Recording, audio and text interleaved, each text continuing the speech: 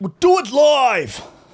I'll write it and we'll do it live. Do you just press the button and it's on? Just press, there's the magic button. I've got this little doodad here, and you press the button and the whole world can see your face. You can see Serves you. them right. Yeah, no, that's what they asked for. That's what they signed up. They knew what they were getting themselves into. Yeah. Dear me. Killa Kela, welcome to the Rankin and Friends podcast. Thank you for having me. I'm ever more inspired every time I see you, and I've just walked into your world. It's awesome. Something like that, yeah. It's a strange little, I don't know, it's a sort of, it's a man cave of sorts. You know, there's a lot of cables. A lot of cables. Yeah, absolutely.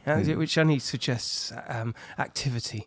Yeah, well, I hope so, and not, or just suggest someone that's very, very badly organised and untidy. A collection of the two. Well, you've seen my yard. You know what my spot's like. It's organised chaos. Yeah, well, it's that's the natural environment of the creative, really, isn't it? Something like that. Isn't there a theory about that?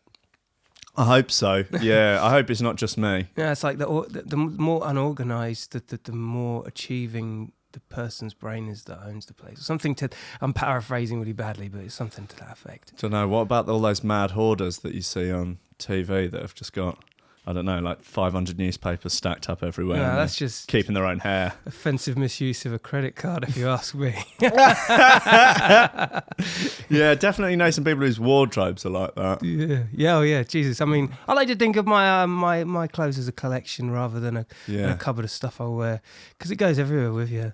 I can see yours being put on show after when you sadly depart this mortal coil. I can see them under sort of glass domes. Yeah. Yeah. I think I would love to see it, but I wouldn't be there. You can look down from above and just be like, "No, you paired them wrong. Yeah. Those trousers are not supposed." God damn it! This is outrageous. Who's running this circus? Dear me. Billingshurst boy in the house, I hear. Mm-hmm. A fellow mid Sussexer. Yeah, I mean, well, what's it say there? I was born in Billingshurst, but grew up in London. It's kind of the deal, you know. Like Billingshurst is a nice place to visit, or it used to be. I mean, you don't want to live there though. How old were you when you left? I left when I was about. Well, I started bunking on trains when I was about 16, 17. As I was doing like this kind of college degree in art, you know, I had already had the graffiti bug and already had the hip hop, you know, bug. Drum and bass was just surfacing. Break dancing was cool again, you know, and there was just a flavour, you know. You had like Company Flows and all these different kind of backpack hip hops coming out, and then the UK scene was bubbling. So I was just like really keen to get up, and I'd go out every weekend, and that weekend turned into a week, turned into 2 weeks, and I ended up meeting friends and sleeping over, staying on their sofas. So really, it was probably around 17 when I really started getting out of Billingshurst, and that was it. But you had you were there until into your late teens. Yeah, the mean streets of Billingshurst. What school did you go to? I went to the Weald. The Weald in West Sussex. Yeah, I've never heard of this. Yeah, it's in Billingshurst. Right. It has a college division, probably more now. But is it arts and craftsy? No. It's I don't know what it is actually. It's just like a regular school with just a college thing bolted on. But yeah, I made it through. So I went to Warburton Park in Haywards Heath, which is just nearby. Brilliant. Yeah, that's right. There are a few Billingshurst homies. Yeah, we used to have a lot of fun around there. Like there used to be a skate park around by Tesco's, wasn't there? Yeah. Yeah, the Tesco's in Haywards Heath used to have this skate park, which is wicked. And then Crawley created a skate park as well. Yeah. I smoked a lot of cigarettes under the legal age in both of those skate parks. That's what I would do there. Yeah. Maybe even a little bit of tagging. That'll show them. Yeah, take that, mum and dad. Yeah. And anybody that tried to put in good money for a skate park. Yeah, God, trying to get skate parks built, sort of campaigning as a child in a village. When you have no real idea how the world works, is a tough ride. We want this skate park. We don't have enough money for it. That's not fair. Yeah. Oh, I remember there used to be like idle gossip within like skate crews, you know, of like, oh, we're going to set up a skate park in XY village, and it's like the biggest circulation of conversation was who's writing the letter to the heads of council, and how long is it going to take, and and it's just how do you write a letter? Yeah, things like that. Yeah, where do you get stamps from? Yeah, we're going to show them though. Yeah, I mean, I still have trouble with all that sort of stuff, but to have a skateboard in tow, it's We had a meeting once at our village hall to discuss the build of a skate park, and it actually ended in violence in the car park that I'm ashamed to say I was involved in, although I was protecting a much smaller child that was being bullied. No way. And it was a terror. It was BMXers versus skateboarders. Classic. They'd sort of come together on the mutual desire for a skate park, but as soon as it had finished and the adults had left, it just spilled out into just cold, bloody violence. Wow, yeah. I mean, this is total. It's Mods v Rockers, classic kind of. It's village warfare, It's the mean streets of mid Sussex. Lobbing conkers, the fucking work. Oh, am I allowed to swear? Terrifying. Yeah, say whatever you want. Brilliant. Okay. Yeah. Obviously, don't sort of violate hate speech laws and that, but as far as you want to go, otherwise. All good. Nothing illegal. I'm going to draw the line there. Yeah. I'll reserve. Yeah, maybe if you want to start a revolution or something, that's possibly different podcast we can discuss that on. And you want to overthrow the government. Yeah, things like that. Yeah. How you feeling about Brexit then, Keen? What a load of fun. Yeah, I mean, it's I watch vicariously through portals. I don't. If I'm really honest with you, I really don't know a great deal about politics. I'm not really a politically minded person. Other than community-based stuff locally, I don't know. I don't engage in it. I'm quite vanilla where that's concerned, unfortunately. I think, well, the thing that seems to concern me the most about it is just this almost impossibility to find out what is actually going on. Yeah. And for somebody like me, I kind of deal in common sense, and when I see things the way they are, if it's not kind of, if the black and white information isn't in front of me of true fact, and I can't work my common sense into it, then I'm like, well, I don't know which one to believe. It's that kind of information that does my swede. Well, that's it. Like if you spend as much time as possible dealing with black and white in front of your face and trying to nail that down and get that as sorted and as in order and kind of as good and meaningful as possible, then that's certainly a good start, isn't it? Yeah, absolutely. I mean, here's the other thing. It's like you're ploughed with so much information. I'd love to get, and there's an argument that I could probably apply a lot more of my time into the political thing and get my head into it. But over the last few years, the landscape's changed so much, and more so with Trump and all that sort of stuff, which I don't want to get too deep into. But if I was to invest day in, day out the things that he says and he does, that's an occupation in itself, Yeah. I mean, of course, some people then make that their livelihood, and it almost seems like some people on Twitter are attempting to make that their livelihood without it actually being their livelihood. Yeah. Which you just have to wonder how much value there is in. I don't know. It's another one of those things where you can't really. It's so difficult to tell what's true. You can get the grand concepts and the grand narratives of stuff, but like delving into the minutiae of it. Yeah. How much of your time do you want to spend researching the Trump-Russia phenomenon? Yeah. What will you do with that information once you've found out or you're happy with your findings on it? Yeah. Like, where do you go? Are you going to write a book? Exactly. Are you going to start a podcast?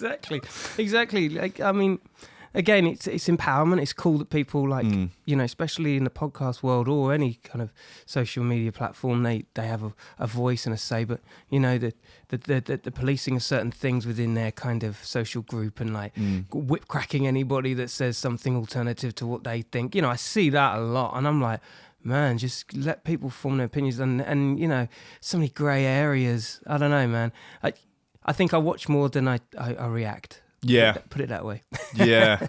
It's a bit like learning a language. You can sort of like seeing it all going on, but can't quite get it out at the same time. Yeah. I think I saw this documentary. It's really random, a little bit off subject, but 9/11 happened, and Friends, the comedy show, continued airing as if like nothing had happened.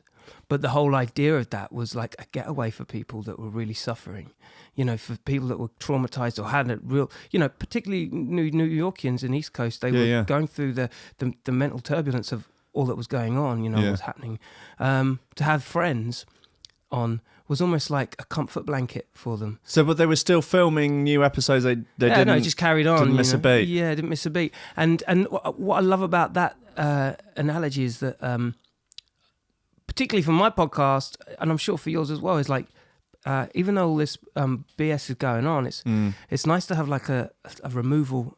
A little kind of step away, business as usual everywhere else. We don't have to go down that route. We talk about our own political things of the day, but it's not really like, I don't know. What do you think?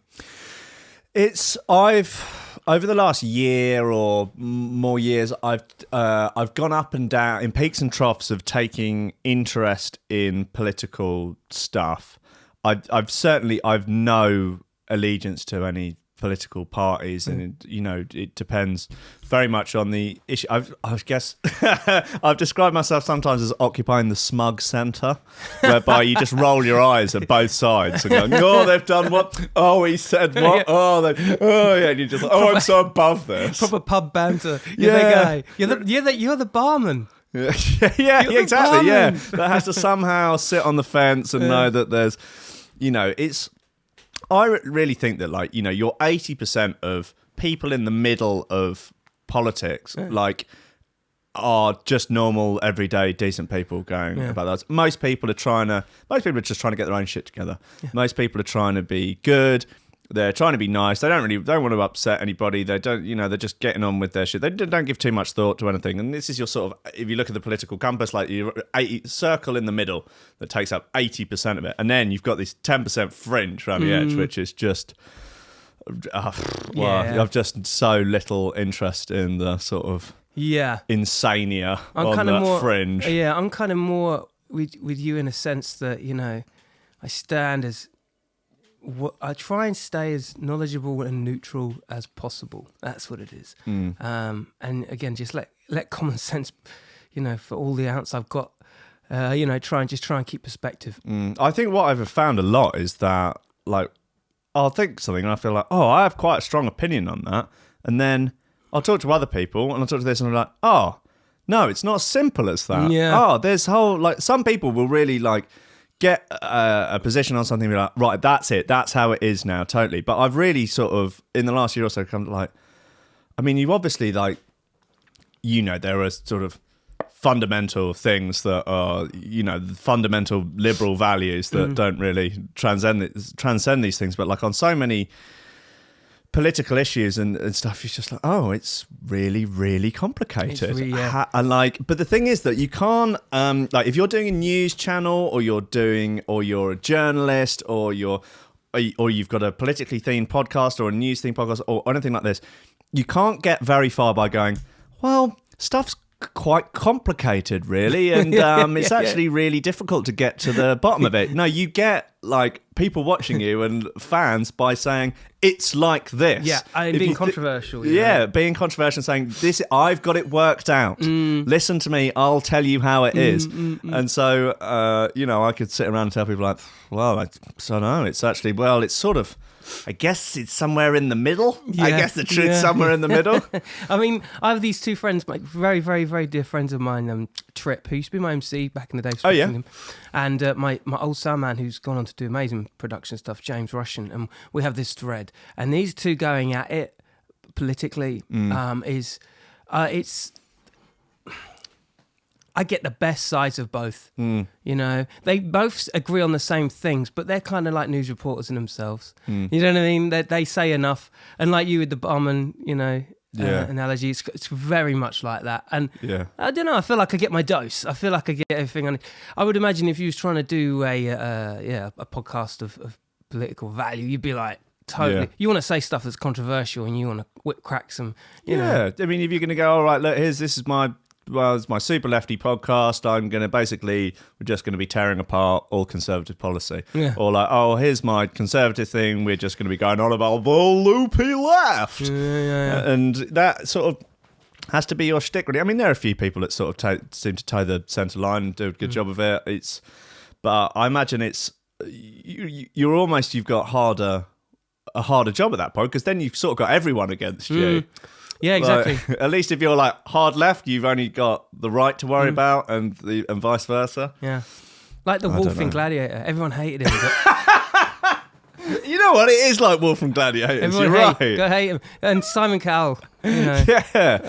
Yeah. Just a cow will have a lot of fans. Are there like a tiny fraction of people that are actually like, no, I really like him. I think he's a cool dude. Man, I was only thinking about this the other day, right?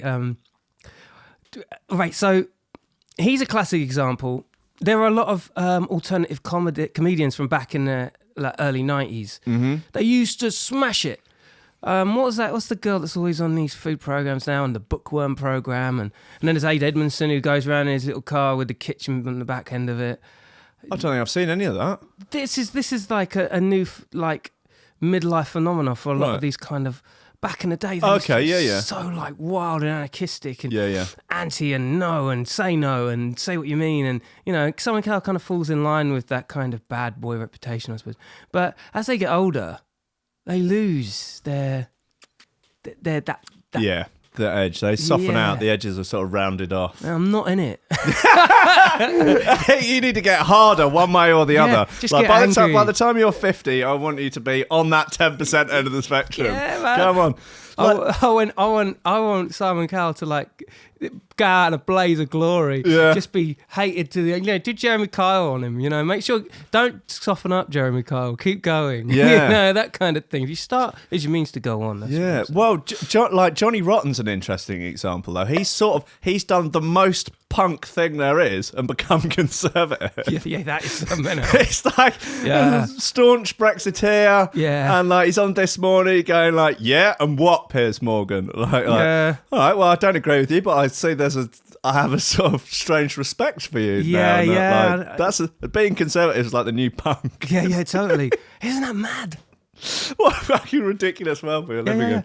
Yeah. It's all gone crazy. Yeah, no, bless it. Oh, so out of Billingshurst, so we've taken a bit of a tangent there. I wanted to find out more about the breaking free from Billingshurst. I mean, I got really lucky because, I say lucky, no, it was kind of built. I had this magazine I used to get every month called Hip Hop Connection. Oh, yeah? Back in the day, it was like kind of the gateway to like at least some semi-underground hip-hop knowledge. There used to be this classified section, and there used to be like loads of people, graffiti artist wanted for so-and-so backdrop on a wall in so-and-so Canterbury. Or there would be like rapper looking for a DJ. Yeah. And I saw there was a little column and it said record label looking for artwork. And I was like, all right. It was Jazz Fudge Records. So this was like DJ Vadim's record label back in the day. And I knew Jazz Fudge because of this rap group, New Flesh for Old. There was this like rap group from, I think they were from Sheffield or somewhere, with Graffiti Writer Part 2, big up Part 2. And I was like, I know that Jazz Fudge label. Okay, I'm going to start doing some designs now. So I started doing all these sketches, I used to do stuff for fanzines and stuff anyway. So, and just by opportunist, no good reason, I chucked my beatboxing on a tape and I chucked it in with the package because it was a record label, you know. And then like the following morning, must have been about 9:30 in the morning because I'd only just woken up. Vadim calls me, like, and I'm already like, what? I'm like 18 years old, barely 18 years old, and he's like, yeah, love your artwork, but that beatboxing, do you want to come around the studio tomorrow afternoon? And that was it.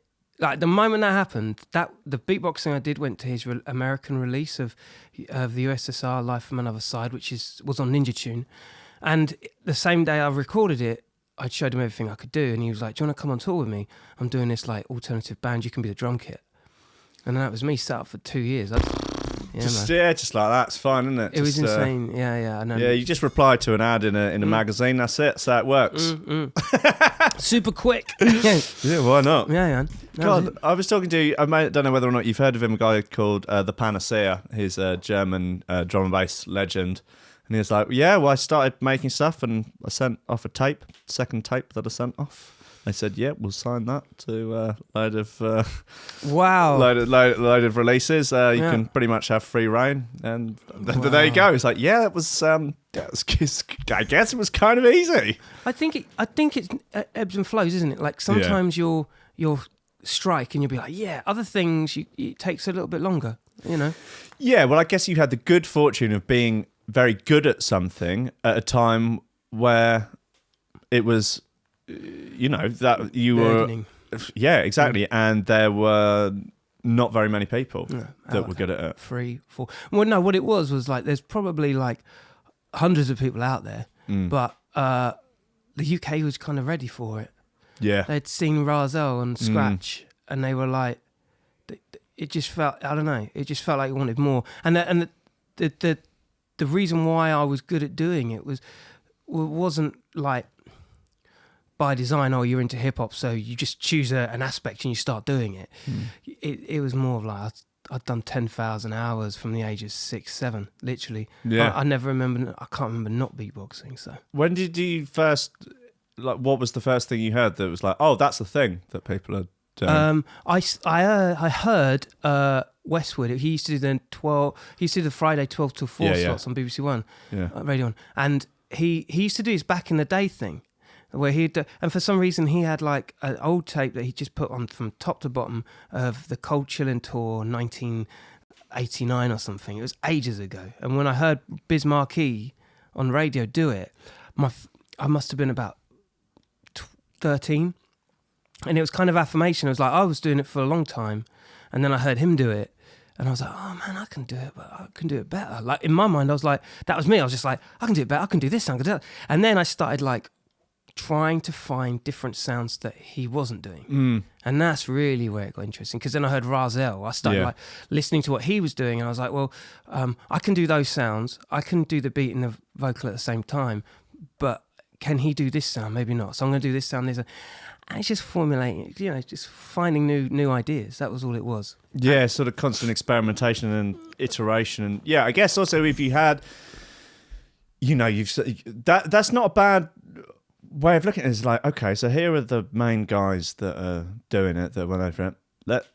Where's the chink in the armor? Like, okay, what are they not doing? Yeah. That's about, rather than like, oh, they're doing this, I can get good at doing that. Like, what are they not doing? Where's the It was all very much like that, and like when that's the athleticism that I think hip hop and rap gives you. Gives you like the don't be a spectator, be a participator. And I love that. I've always loved that, the athleticism in anything. Like, you can often tell, like, I know in my heart when I'm not really in something because I ain't putting it out enough. When I know I'm putting it out a lot, I know I'm into it, and it's a bang, bang, bang, and you get that competitive thing. Yeah, there's definitely like a hip hop work ethic as well for the real fundamental like hip hop sort of style. Like it was just about grafting. Yeah. And really, it's more working class than people really. It's often overlooked by a lot of money. Yeah, well, I mean, that's all the sort of stuff that came in later, really. Like, I guess people make the distinction between rap and hip hop, and that hip hop's your fundamentals and rap is your fast cars, bitches, and bling. But it's all bravado. Like, I mean, you'll get your money from the beginning. Like, when you get signed or anything like that, you get your sponsor deal. Like, of course you get money. But it's why it's the sustainability of it. That's where music industry lacks. I mean, I think a lot of people that within any genre that has a lot of money normally hasn't got the money from the genre itself. Yeah. In terms of like that kind of money. Throwing it around. Yeah, it's interesting where the money comes from for certain genres. I definitely like a lot of drum and bass labels I've started off the back of people selling weed. Yeah, totally. Yeah. I mean, I'm envious. I've never had that kind of, I remember when I first started graffitiing, and getting caught once was enough. I was just like, oh, you know what. And I'm glad. Obviously, I'm glad I didn't in the long run carry on. But, guess the thug life didn't choose you then. Yeah, no, I got a lot of respect. Overlooked you. Listen, I've got a lot of respect for particularly like those sort of disciplines like graph writing. I mean, I know and chat with a lot of them on my podcast, and it's always an eye opener. All those questions that you want to ask somebody with that mentality, it's amazing, amazing. Yeah, I guess having something that an artistic outlet that is based around crime is an interesting, because like graffiti is a sort of, it's not a victimless crime, because it's a wind up if someone comes and does something like, it's 99% is a victimless crime. Mm-hmm. Yes. But like really good graffiti, like just going and tagging a train with like Dave, like that's just a pain, because some poor bastard on minimum wage got cleaned that off. Mm-hmm. But like doing an amazing piece of graffiti, like to have something that is an artistic outlet that takes an enormous amount of talent, and talent is it's a weird word, talent, because talent almost implies that you just had it and you didn't have to work at it. But of course, people have to work phenomenally hard at these things. Yeah, I mean, everyone's got talent. It just depends on how they apply it and what they. And also, it's the eye of the beholder. Yeah. What define the talent of somebody between three people, and we'll all have three different versions of what they believe that talent is. Is it good or is it shit? And like, yeah. But to have the sort of, as Super Hands would say, the secret ingredient is crime. But so you've also, to truly make your greatest art, you have to evade the law. And also there's a huge element of creativity and location spotting of like where would be the perfect place to throw up that piece. Absolutely. So that's an interesting point you put there, because I remember when I first started, I was a serial like sticker. Like I used to love stickering. Like I used to make Killa Kela stickers with the signing this little signing section, and I just like sign it off and stuff. And there was a real habitual like, got to get more. But this was before cameras and photo, before cameras or anything like that. So I think there is that, but you got to be kind of young to do it. As you get older, I think there becomes this kind of inner stigma. You're rattling a little bit. Obsessively stickering at 35. I think you might start.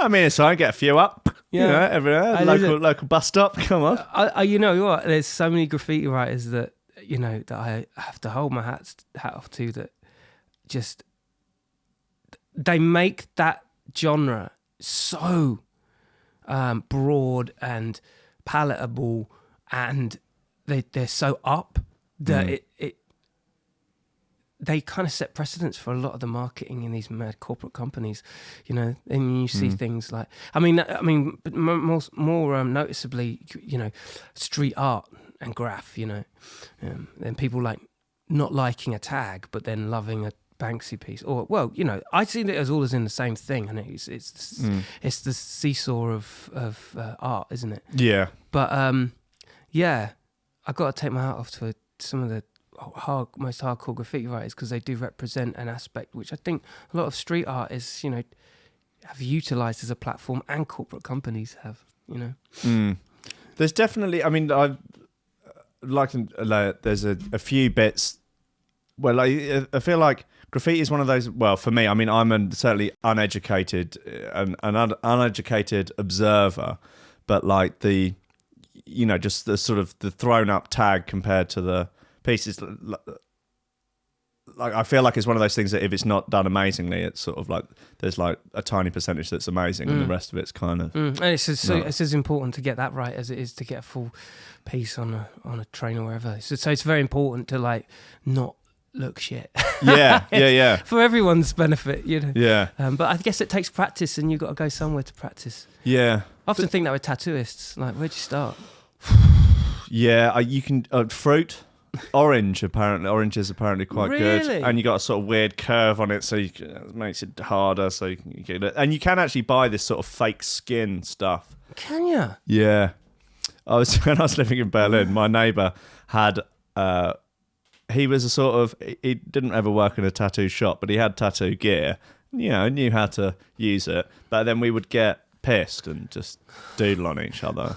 I've got some properly. One leg is just covered in just the dumbest shit. Has any of your fans ever seen this? Yeah, I've got Henfield for life like written by my mate James, who does my other podcast with me, who did it for my birthday. It's spelt wrong. It's my favourite tattoo by far. This is genius. He was like, I don't reckon I've held a pen in about 6 months. First time with the tattoo gun. I'm like, just get it in there. Ah! What? Just above my ankle on the back of my leg. I'll show you later. Damn, do you get ink poisoning for things like that? No, if you like prepare, if you clean your leg properly, you're obviously using a clean needle and stuff. There's and it's proper tattoo ink and everything. I mean, it was all done with proper gear and under the advisement of someone that knew what they were doing. But don't try this at home. Don't try it at home. But you can just buy it all on eBay. Like you can get it in various different forms of quality. I know. And just have at it. Yeah. Ridiculous. It's ridiculous. I don't know. I was reading a story on USA Today this morning on Coffee and Memes that they're having a lot of debates in Iowa about whether or not blind people should be allowed to have guns. And apparently it would be against someone's Second Amendment rights to refuse them a firearms license, even if they are completely blind. So they're just dishing out. There's literally a picture of a police officer instructing his blind daughter, who's 18, how to use an assault rifle. Yeah. I think we should be able to draw the line there. Like, you're not allowed to drive. Yeah. See, this is the common sense thing. You think? This is where that common sense thing comes in. You know what I mean? Look, I'm not trying to infringe on blind people's rights. They have a rough enough time as it is. But I don't know, if you can't see what you're shooting at, like, it should probably be rules about shooting with your eyes closed. Yeah. Like, it's probably, if you can't see what you're shooting at, maybe you shouldn't be shooting. Yeah, no. Look, all right, it's not for me to say. Yeah, man. Put Piers Morgan on the topic. Oh yeah, right. Yeah. This guy, right, tried to beatbox once in front of me. Piers Morgan? Yeah, man. I did. Yeah, Jesus, yeah, under what circumstances? I was doing Britain's Got Talent Extra, this thing that's on the other channel. Right. Directly after the first thing happens, and I'm there with a couple of other people, and one of the people that were playing in the actual contest cited me as being one of their heroes, and I went down, and they wanted to probe me, you know what I mean? So you weren't a contestant? No.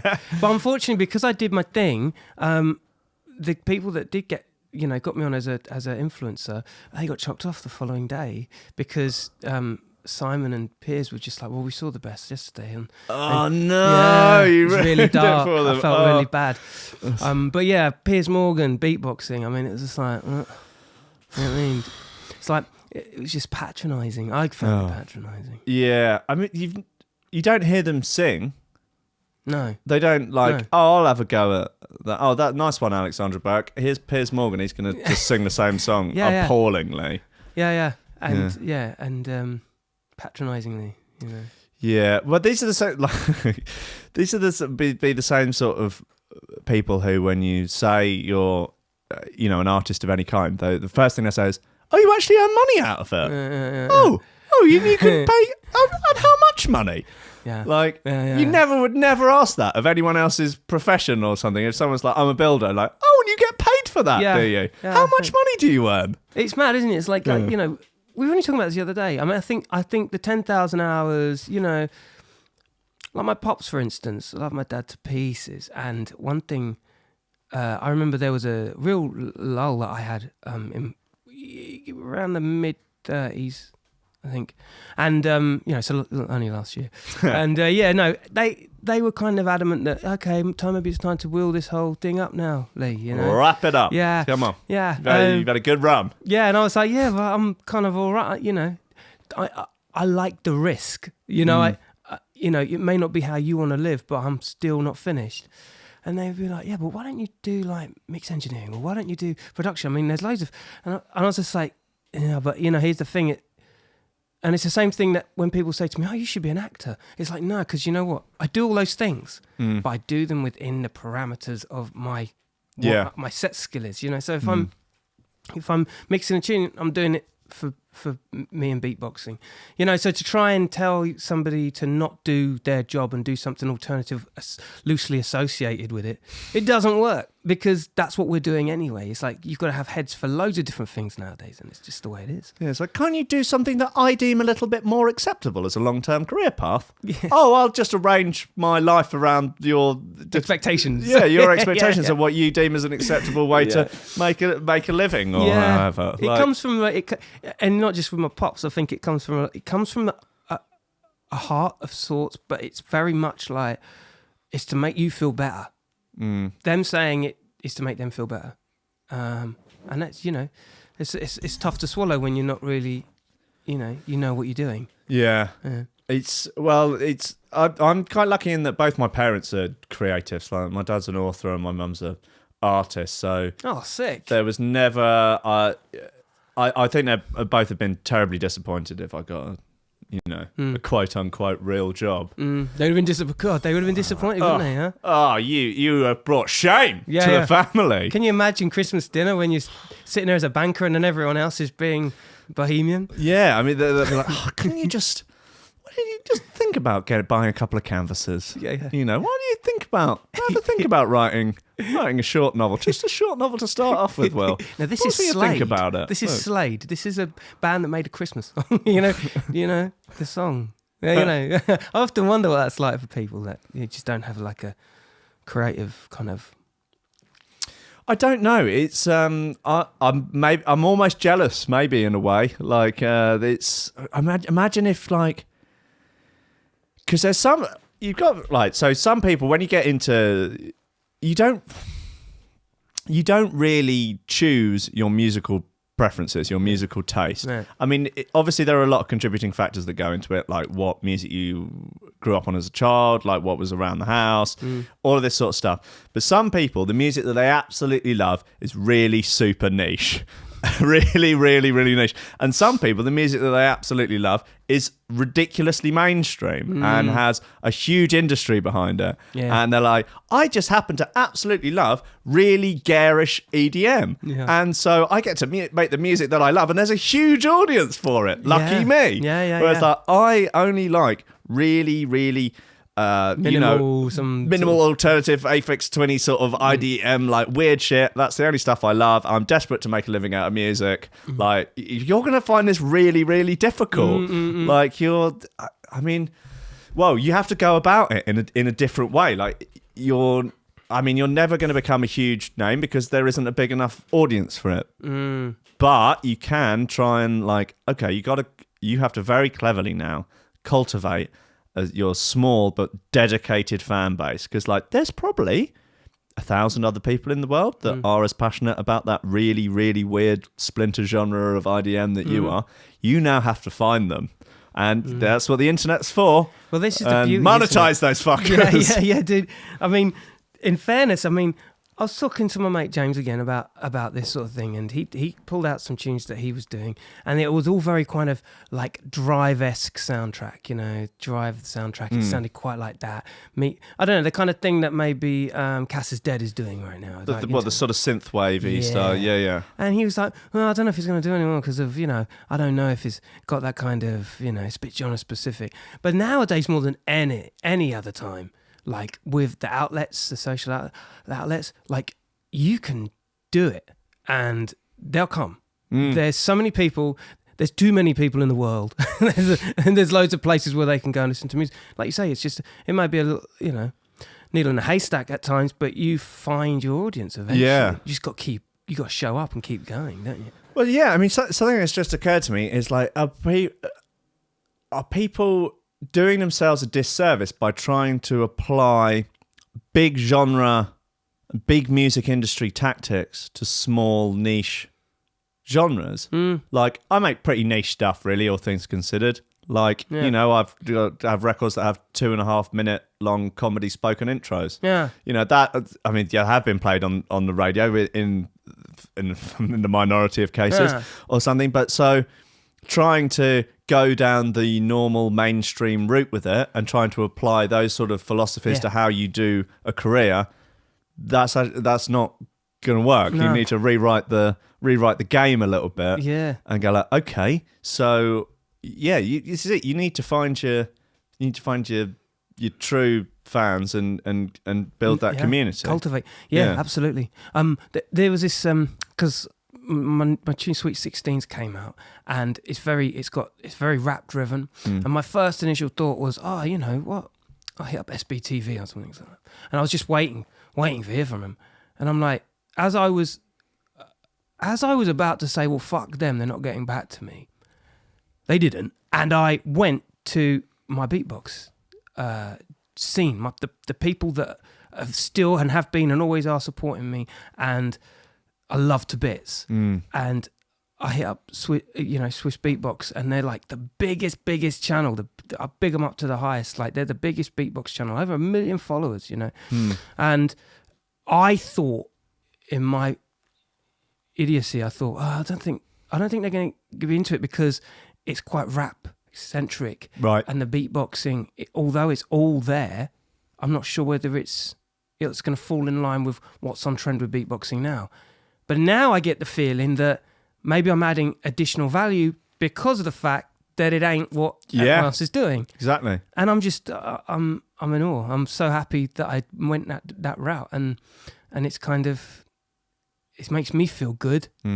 It reminds the people that seen us back in the day suddenly their all ears are up going, oh, Wicked Kells is back, you know. And I don't know, it's just it's a rewarding feeling to know when you've hit, you know, a call to action of sorts. Yeah, you know what I mean, and got a result. Well, there's the prodigal son archetype playing out in reality of like, you know, you go off and sort of explore the things that you think could be you, and eventually you come back to, no, I was me all along. Yeah, exactly. Isn't that something, you know? And you just never know. But it's at the same time, it's really worth exploring and making sure that you cover all bases. And I reckon for a lot of people that do the kind of more alternative IDM-based, you know, crazy niche, everyone kind of starts like that anyway, don't they? They kind of learn their chops on like techie stuff and production, real like detailed techie stuff. But then all of a sudden it's like they suddenly like see the wood for the trees, and they start making music that would, you know, create a commodity. That's kind of what happens, isn't it? Yeah. I remember when Diplo was doing all that crazy stuff on, was it Ninja Tune, was it? Or something like that? Do you remember? Back in the day. Was he doing stuff on Ninja? It was something like that. He was doing some like real like, what was his label? Mad Decent. Well, his label was Mad Decent. But before that, he was doing stuff called Diplodocus. Yeah, that was on Ninja, I'm sure. That was a remix album, wasn't it? Yeah, he did a bunch of stuff, though. Yeah. You know, before he blew. Yeah. I think this sort of prodigal son effect of going off and going down rabbit holes and going and exploring new things to ultimately come back to where you started, but in a way with a new head on you is important, because something I've been thinking about is that when you, and I think we chatted about this a little bit on your podcast, is that when you start to learn a new skill, so at first you're shit at it because you don't know how any of it works and you've never done it before. And the first few steps are frustrating often because you don't know how, like, let's do music production, because you don't know how the software works. And it takes a certain amount of hours to get good enough at using the software for it to become enjoyable to use. And that, I read a book a while ago which was called Learn Anything in 20 Hours or something like that. And it's quite clever the way it sort of sets out a tactics for learning anything to the point whereby you're good enough at it to enjoy doing it. So it's about like playing golf, speaking Japanese, all these other different things, and gives this sort of simple, like you sit down and you look at it and go, all right, I'm going to, you know, spend these 20 hours doing it after you've made a little plan. Anyway, so in your first, say, 50 hours of doing stuff, you have increased your ability at this given task like 1,000-fold. And the longer you get, but then the longer you go, it's the sort of law of diminishing returns. So when you've been making records for 10 years, to get like you're then having to work unbelievably hard to get even say a 1% increase in like ability, or because you're a sort of Olympic medalist kind of 15 years in the game of having done your 10,000 Gladwellian hours. You're in your Olympic medalist territory of ability. You'll be interested to know how long, say weightlifters or what other Olympians. It's their whole life, basically. And it is for producers as well. So, if you look at, say, a weightlifter, they will spend years once they get to a point, years to increase by only what seem like small amounts of their like total, like their personal best for a lift. So, but when you're at that point, then saying, okay, I'm going to try something different in the creative world, but I have these principles that I've sort of learned even unknowingly about how to learn stuff. Yeah.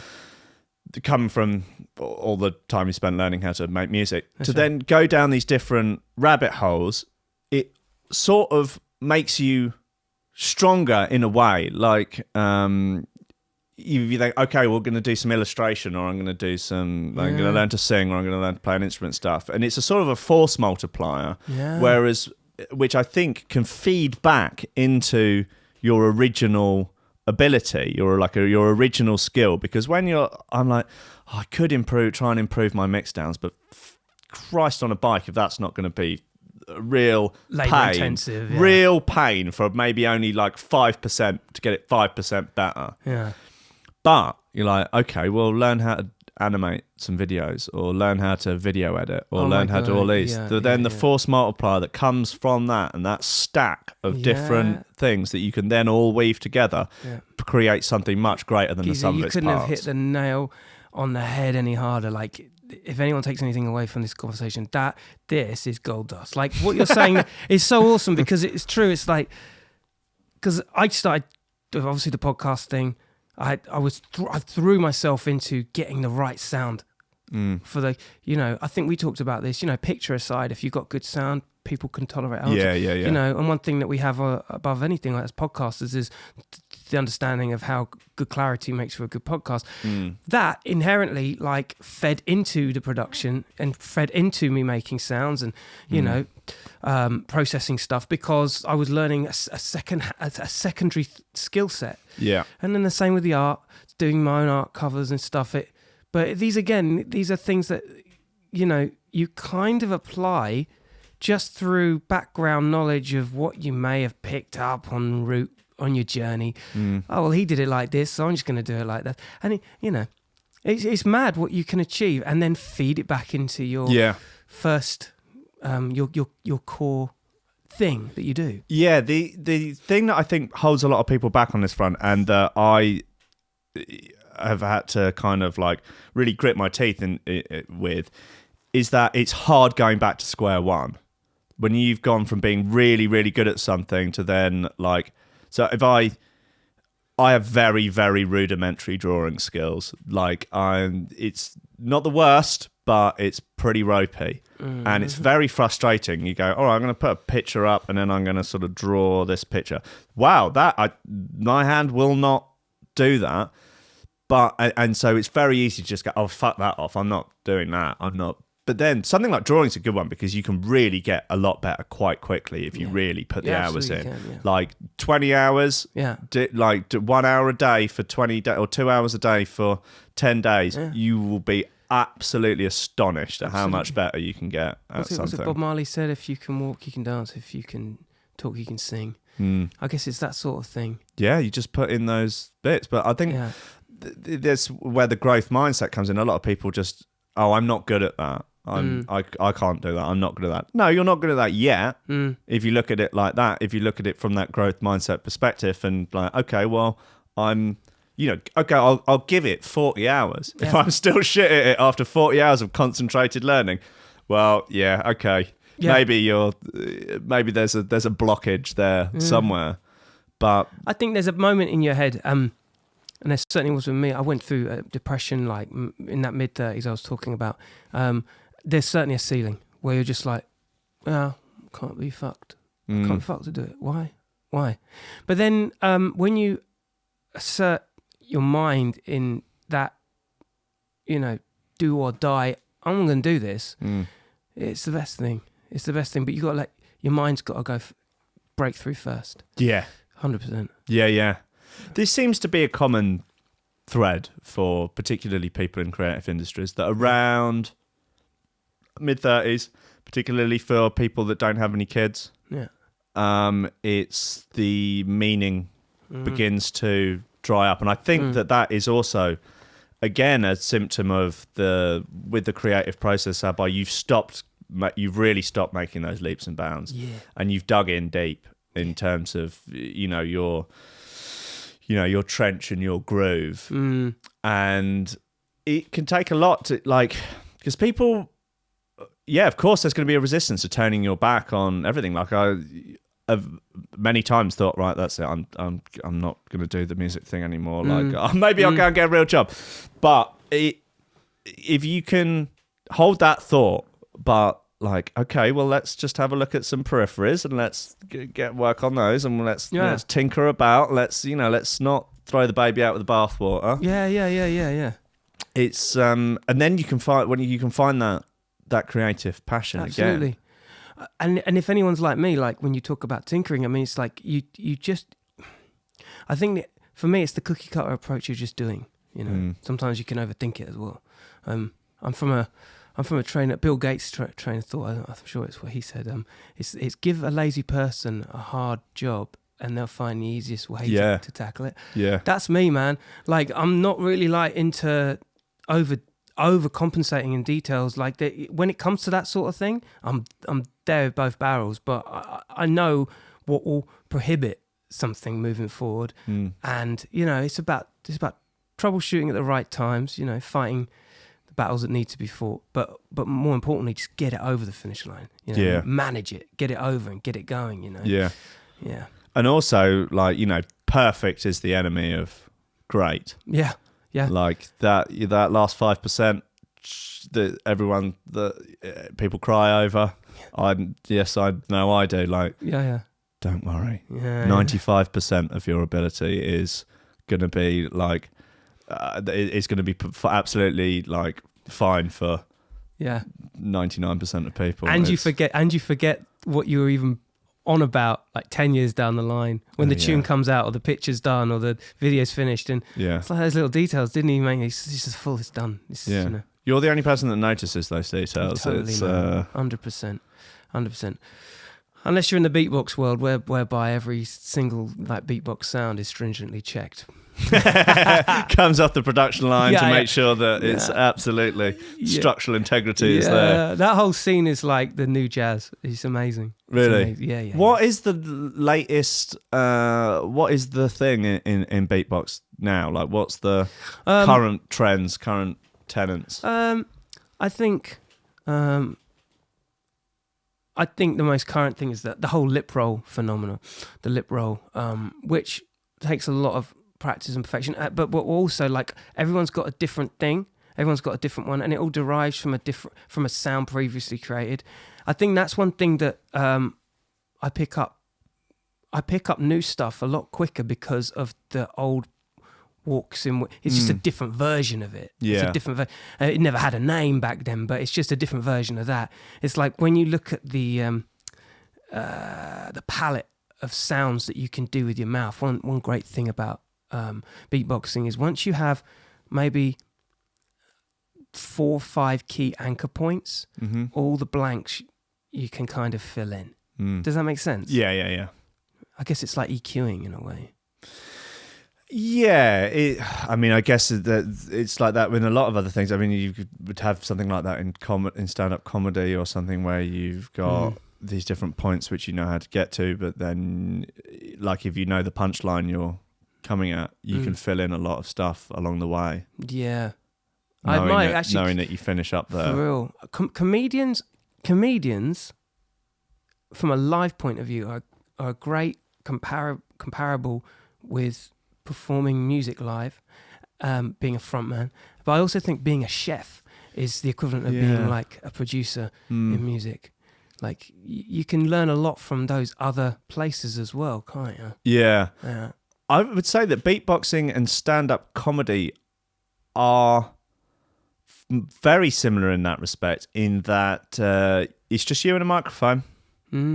It's just you and a microphone. Very like much even so. the chef has the ingredients to hide behind. Yeah, true. Like the DJ has a pair of turntables and other people's music to hide behind, whereas it's just you naked and alone with a microphone and doing stand-up comedy and doing beatboxing. Like if no one applauds or no one laughs, whew, that's a rough spot to be in. Yeah.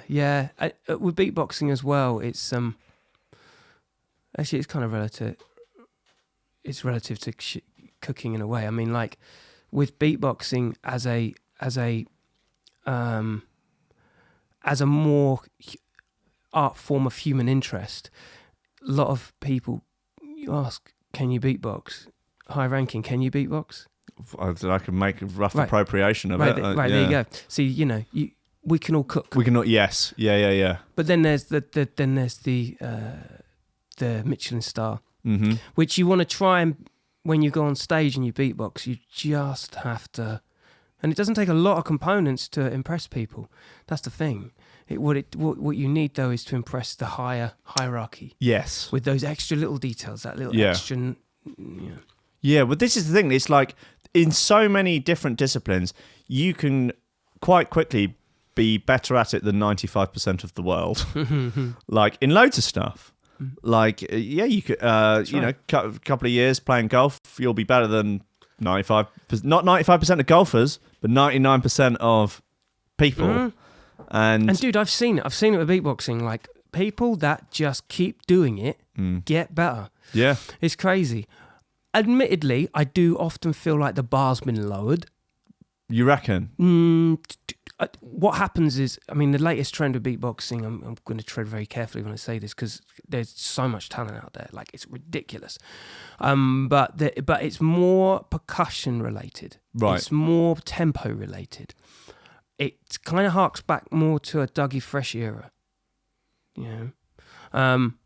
Where, I don't know, that for me and beatboxing, my landscape, not just me as a person, but what I know is to be the history of, it's a lot more broader than that. But I think also it's important for a new generation to embrace, because within all of those, repetitions of similar sorts of tempos and percussions, there's gold in it that eventually will come to the surface along with all the other awesome aspects of vocal music. Yeah.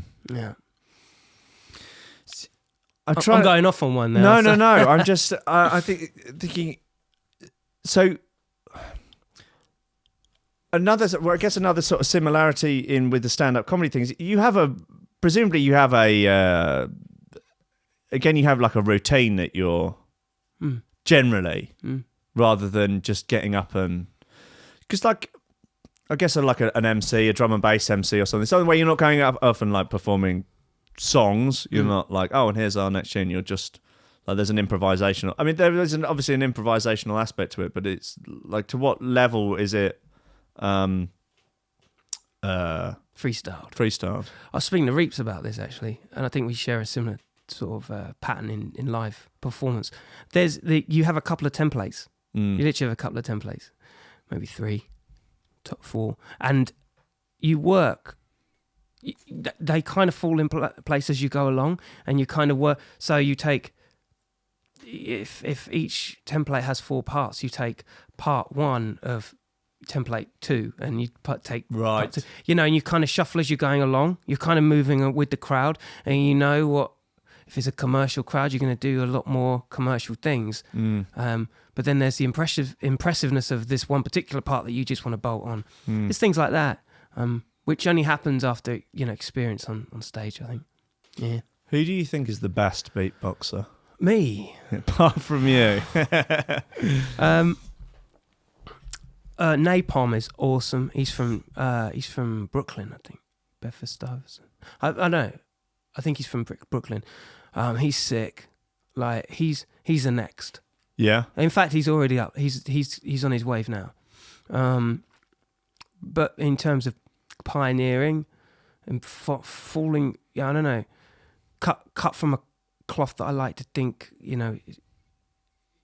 one that I would embrace is Reece Mosson. The way he's going about his career and making a forward march into technology and really pushing things. Yeah, I think Reece. Those two, it's a real close one. Because there's loads of great ones out there, like Darnie. I've seen him come up from Jump, and he done a bunch of stuff for Uni Lad that gave him like some like heavy exposure, but like genuinely, I think he's sick. And yeah, Killa Kela. Yeah, I've heard of that guy. Yeah. He's a cool dude. Yeah, he's up there. But yeah, this is the thing. See, technology, it's like with a lot of genres and a lot of artists, it plays key. Do you remember like all these things that happen? You remember like SPs and MPCs and stuff like that. These are like these small like technological breakthroughs. And when Skrillex came out, it was like the perfect storm. It was yes. Like, boom, like he's got like the whole thing locked. He's got the social media was right. Yeah. The genre was right. Ableton was right. Yeah. He was right. Yeah.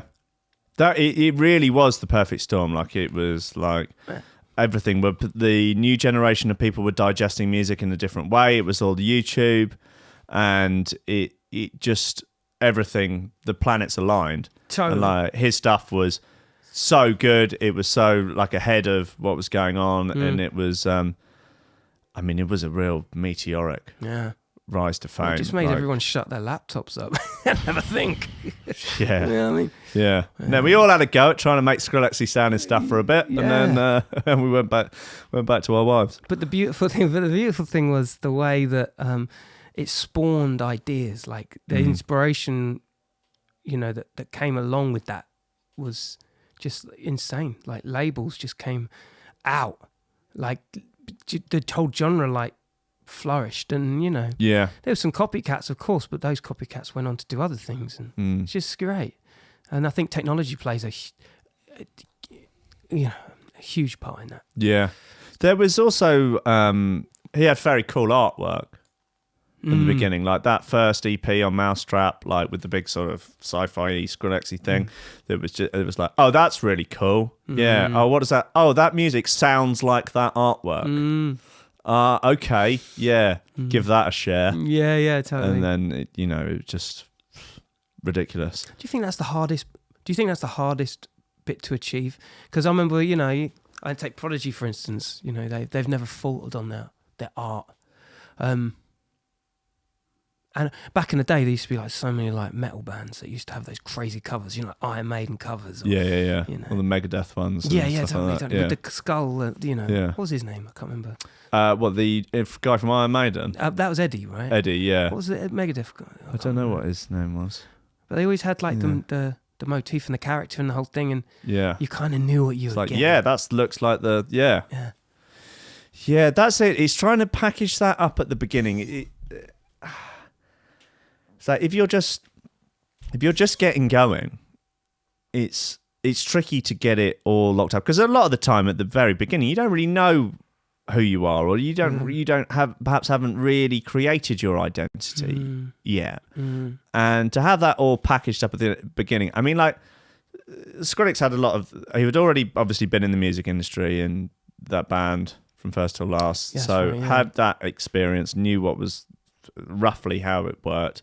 He was with Noisia when he made that first thing. That's right. So it helps to have Noisia knocking around when you're like whipping up some new sounds. For real. And then obviously there was Deadmau5 there to push it on his label. It was there you go. Yeah. A lot. I mean, right now, even as an established artist, it's hard to even get your actual fans to listen to your music, not because they don't want to, but to actually let them know that you have new music out that they can listen to. It's like, I got 140,000 people on my Facebook page, and if I post a SoundCloud link, it'll get shown up to if I don't promote it, I'll be lucky to reach 1,000 people. And then Instagram, like that, I'll be very lucky if it reaches a quarter of my small number of followers. Twitter, fucking hell! Like I've got 20,000 people on there. A tweet will show up to 200 people. Yeah. What the fuck? Like, how am I supposed to, like, there are people out there who I hope would like to hear new music from me. Like, how the fuck am I supposed to make them put it in front of them so they can choose whether or not to listen to it? It costs me a fortune. It's the most unsolved mystery, you know. It goes there with the Bermuda Triangle. Like, the whole thing is like crazy. But I will say, perhaps there's a lesson within us. I don't know. Maybe, I mean, how much attention do I pay? And maybe the argument is like, okay, let's look at this. Maybe there is a mirror that we just need to replicate the way we take things in. I don't know. That's an interesting thought. I mean, if I see an Instagram post, it comes up and it goes, Tom Waits has a new album out. I'm listening to that album. But he could have a new album out for a year and I wouldn't even, and I could not stumble across it because maybe I don't buy the right magazines or I'm not hit by the right algorithms for the marketing targeting. That's the thing. So what we were saying about like finding your audience in a niche environment, we're here waiting. We're waiting for them too. It's mad at this day and age, you know. Yeah. Like we're as much the audience as we're you know what I'm saying. Yeah, we're with the audience we're ready to too. receive. Like, but I think a lot of people have built. The thing is consistency with building your community and having something you're in sort of complete control of. I think is really important. Like Facebook, Twitter, all of these things, they can turn against you, and one update can suddenly screw your whole thing. People that have cultivated community out of stuff that they control have done very well out of it. Bass Nectar is a good example. He used this thing called Top Spin, which basically was, I don't know how long ago it came out, maybe 10 years, maybe a little bit less, whereby you could give someone a tune for free in exchange for an email address. And he did a load of great bootlegs of big tunes that were really good, and everyone wanted them. And so everyone gave him their email address. And before you knew it, he's got hundreds of thousands of people on his mailing list. And in it will tell you where these people are. And you can go, send an email out to everyone in LA. Oh, there's 4,000 people in LA. I'm going to do a show in LA. I'm putting a show on. I'm going to sell tickets for it. Here's 4,000 people who like my stuff, who are on my email list. Oh, look, we just sold 2,000 tickets. And it was, unbelievably effective. And he kept at it for a long time. I don't know what he's doing now. He's still doing stuff. I think Conrad went away. I think he did a remix for him or something. You know, that whole scene's crazy, but Bass Nectar is very much held as king, isn't he? And I think king of the Wooks, king of the Wobs. Yeah.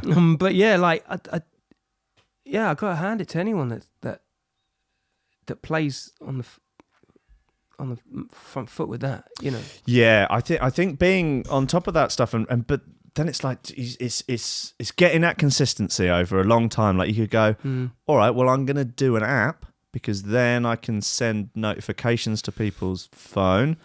What am I going to do in this app? Or that's going to be the way that everyone's going to get everything, and you just continually push it for years and years and years and years and years. And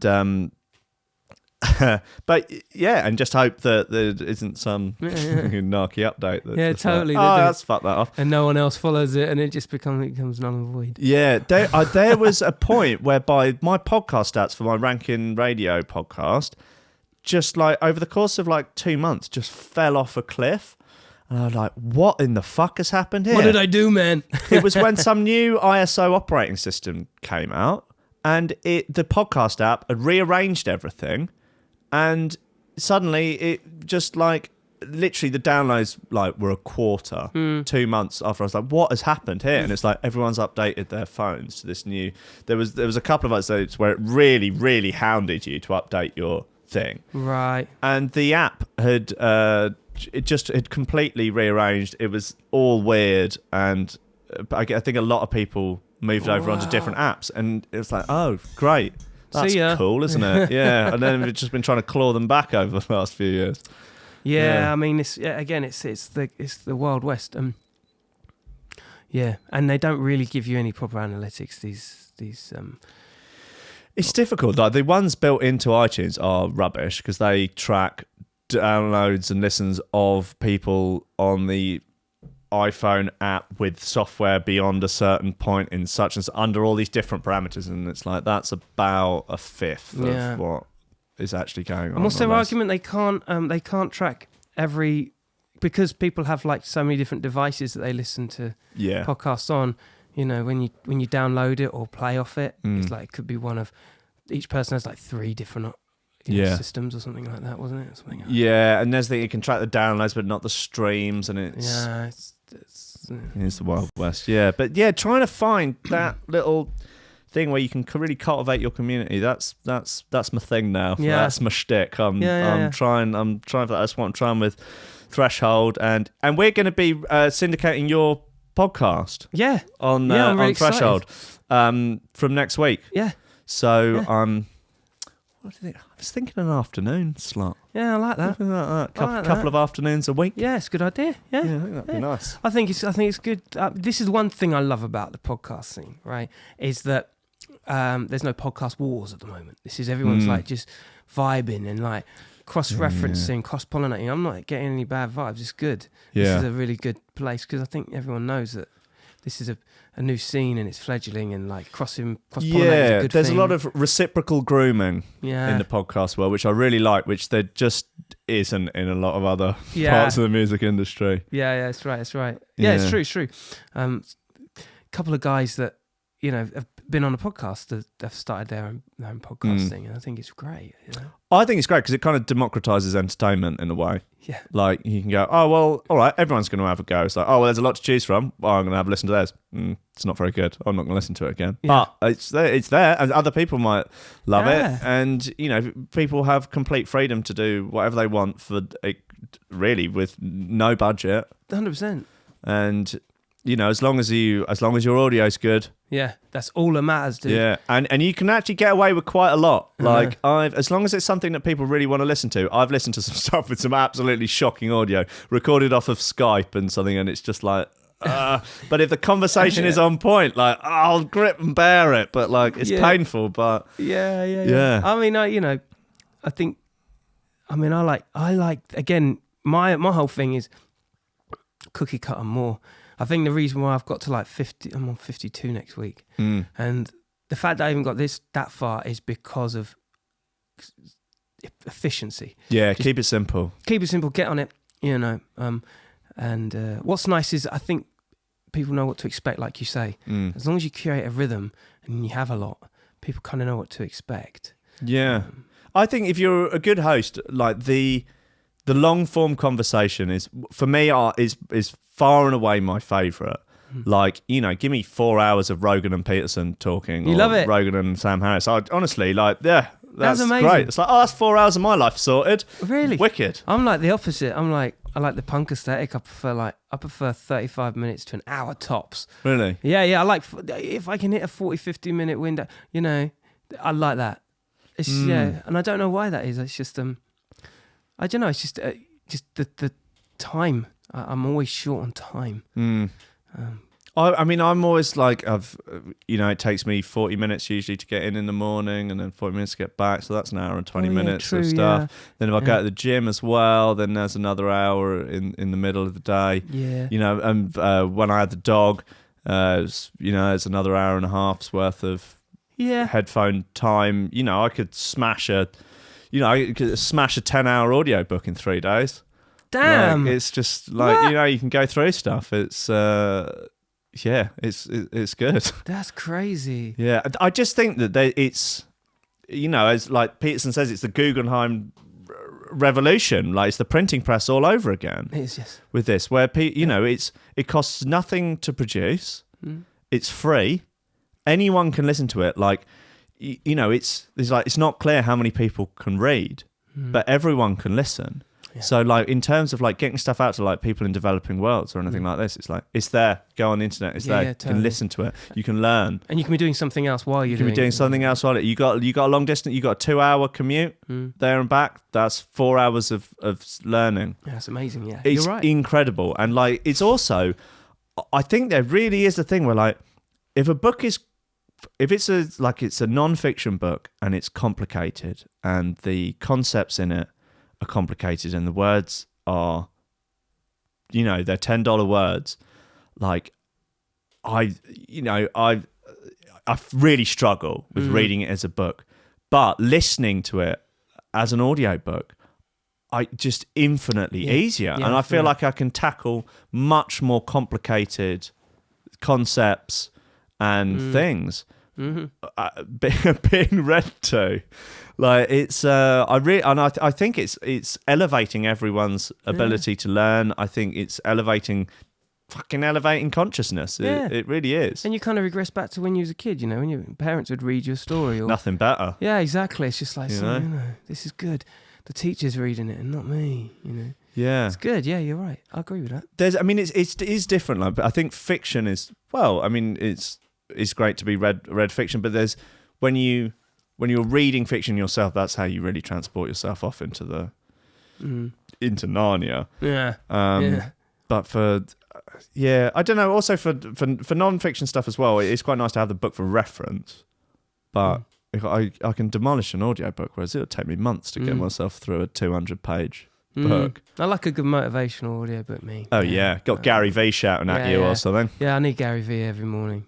I need him. I'm in the gym like cursing and sweating. I need Gary V to be louder than me and angrier. Yeah. Hey, have you heard of David Goggins? Nah. He's been on Rogan's show a few times. He is a Navy SEAL, and man, he's got a furious work ethic and furious motivational attitude that is quite amazing to listen to. Like he's got loads and loads of Instagram videos of just be like him in a shirt of just running along some train tracks, and he'd be like, the thing about mediocrity, it just feels so fucking good. Everybody around you is telling you, don't worry, you don't have to be amazing, but you can. And just like just him just doing pull-ups or something like, you gotta callous your mind, so every day a little bit better. That's amazing. Yeah, I was listening to his audiobook at the moment. It's like it's him and the guy that he wrote it with, and it's like part audiobook, part podcast, part director's commentary. Great. It's fucking wicked. What's it called? It's called let's have a little look. That sounds awesome. Goggins. His book is called Can't Hurt Me. Master Your Mind and Defy the Odds. Yeah, he's mental. He's done loads of like ultra marathons, like the 100, 200 mile marathons. Damn, so he ain't playing. Yeah, he ain't fucking about. Man, yeah, he's Who's the other Navy? Oh, Jocko Willink. Have you heard of him? No. This is all new. Yeah, he's an ex-Navy SEAL. There's a lot of Navy SEALs doing around at the moment. They're bad motherfuckers. Yeah. I'll take knowledge from them any day. Yeah. Yeah, they have an interesting perspective on the world. Yeah, I think so. Yeah. Say the least. It's kind of hard to complain about, like, I don't know, day-to-day woes, like when you that puts it in perspective. I think a lot of those motivational things, perspective is key, innit? Yeah, perspective is key. Yeah, I often say to my girlfriend, I'm like, don't worry about that stuff. Don't worry about the stuff that you can't control. Just focus on the thing you can. Yeah, it's that black and white in front of you. It's the facts that you know to be, it's the facts on the ground. Yeah, on the ground. Because you ain't going to be able to. And it's a funny thing because like as you get older, you forget those obvious things. You forget sometimes you lose the strength and tenacity, or that you just go. Yeah. I honestly could say I don't remember the first 3 years of my career because I was just going for it. Do you know what I mean? And somewhere down the line, you try and apply logic. And often this can be the case with social media as well. There's a certain level of reinventing the wheel in your head, why these numbers aren't up high enough or why those. But often with podcasts, it's like you can make money on the smallest of numbers. Yeah, that's it. It's that You don't small, really need 'em dedicated. I mean, it's like, how much money do you want to make? Yeah, like exactly. you know, and there are more efficient ways of making money than trying to get 1 million Spotify streams. Yeah, exactly. You know what is that? I did the maths on a different podcast, but yeah, you need 1 million a month to earn minimum wage, 40-hour week minimum wage On Spotify. on Spotify. So you need 1 million streams a month. Yeah. To earn yourself minimum wage. And that's the thing. Like my thing is always good luck. Yeah, good luck with that one. You know, but at the same time, you know, I mean, that's not knocking anybody that's doing that kind of hustle. No, of course not. Well done. Like, Keep it moving. But that's that to me. That just sounds so kind of passive. It's like it's just a kind of byproduct, I think, of where you really are making the money. And if you can find different income streams that is enough. Yeah. To get by, then that's awesome. Or if you have a thing outside of extracurricular, you know, social activities that you might want to get involved with, you know, within a career, you know, then that's also that's I think that's the way to go. There's more ways of making money in entertainment world than just that one thing now, because it ain't gonna happen. Yeah. It won't happen in a 6ix9ine kind of way, you know. Well, you end up banged up. Yeah. We've spoken about these SoundCloud rappers. What's up with these SoundCloud rappers, Killa? Come on. Shed some fucking light on it for me, because I don't understand it. I was talking to Jaguar Skills about it, and he's more clued up than I am. What's going on there? Oh, dude, I love him. I do. I mean, there is such a fuck you anarchic... it wasn't designed for the people who didn't get it, and it certainly wasn't designed for your parents. It's borderline, whether it's even meant to be for us. It's very borderline. But what I love is I love it challenging me, and I love it challenging the establishment. I love hip hop with all my heart, and you know, it taught me everything I know. But sometimes you just gotta just at least shake the rug a little bit. And what I love is, you know, the 6ix9ines, the Trippie Reds, the Zilla Karmis, the Sauce Mullahs, these, you know, Little Pumps and that. You know, I loved challenging myself to understand some of it. The other stuff, you'll be surprised how much they are. It does derive from hip hop. Like Zilla Karmi and the whole City Morgue thing. I'm going to go and check them out later this evening at Islington Academy. Like, this guy grew up on the Tramps, Nirvana. He loves rock, indie rock. You know, he believes in that long game. His sound, I would argue, is a cross between like MOP and DMX and Onyx. Right. Yeah. You know, but the more sounds of the day are definitely leaning towards that new trappier rhythm and sub bass and snares and everything, the hat rolls. But he's shouting away like he's in a punk band. And when you delve a little bit, you know, you pull back the layers and you get an understanding. A few interviews down the line, and you're checking out some of these rappers. You know, they're not as on another planet as you think. What about this Lil Xan? Do you like him? I think I know. I've seen him. He looks like someone doodled on a schoolboy's arse. Yeah, I see it. Yeah, I see it. I don't know, but some of them, it just seem like, I don't know, there feels like this obsession with making stupid people famous. And I don't know, look, I don't know much about it. It doesn't, here's the thing. The bar will forever be lowered. You know? We're never going to go, I mean, the bar lowered, arguably, when people started rapping on disco. Do you know what I mean? The bar was lowered when Rolling Stones started replicating Muddy Waters. The bar is always going lower. It's just how low are you prepared in your sensibilities to follow.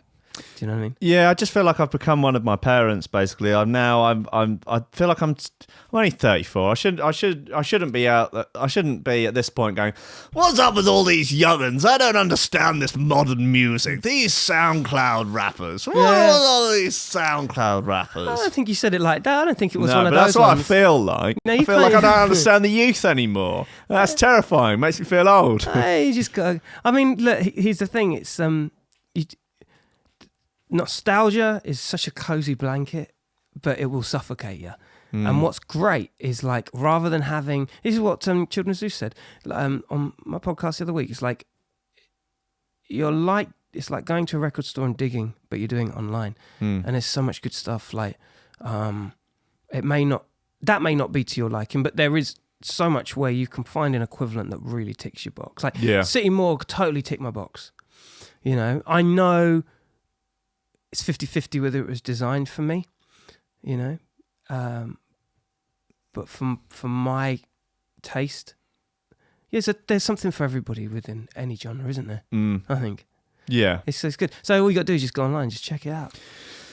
Maybe I'll dare to listen to some of the music. All I've seen is the Instagram stuff and the people getting locked up. 6ix9ine getting locked up. I mean, it's bloody, 13-year-old girl or whatever it was, and then now he's under racketeering charges, isn't he?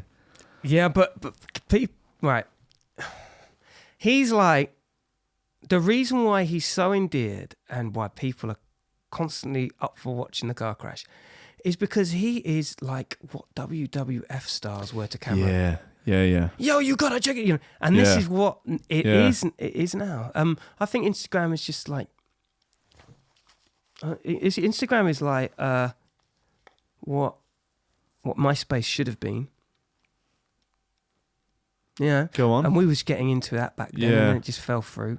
But we were all game. We were all up for it. We had all the numbers. We had everything popping, and a couple of people would, really, really good at doing it or got on it early.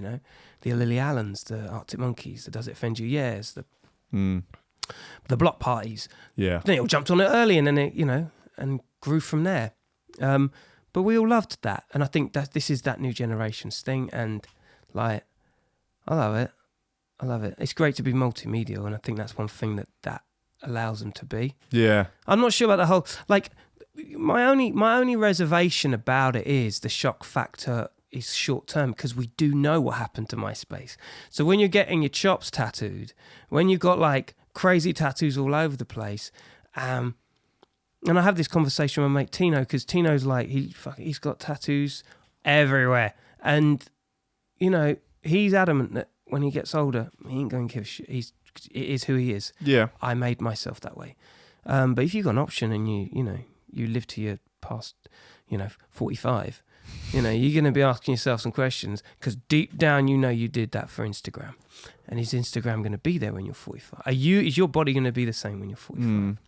I think I think tattooing your face, you're where you're making a decision to step outside of polite society at that point. But yeah, I mean, I'm certainly not going to be bothered by any of my tattoos when I'm 50, 60, 100. But of course, because you have tattoos, right? So yeah. But if I got them on my face, I can certainly see a regret potentially in, Yeah, I mean, if you're into the fashion side of things, or you're a tattooist yourself, or you're so balls deep in your career that you can kind of get away with whatnot nowadays, and that's fucking great, But some of these kids like 14, 15, you know what I mean? Yeah, it's making sort of permanent things for what seems like an obvious fashion bubble. I think is what turns people off. But I mean, am I looking at these kids in the same way that my parents' generation looked at punks? Yeah, absolutely. Basically. Absolutely. Although at least punks like there was the DIY punk attitude to it before it, but this is like immediately these kids are trying to go in and it's all super money and everything, and that's it's just them adding like listen, all of that is all derivative. It's all part of the same rap culture, hip hop culture. Like, they're just adding their stamp. They're just adding their little bit of flavour to it. Like genre wise, hip hop and rap have gone so many different ways. Anyone trying to jump on any sort of hip hop scene nowadays or rap scene, they've got a catalogue. They've got so much content. It's like trying to get into reggae now. It's like it's morphed in so many different ways. I wouldn't know where to begin.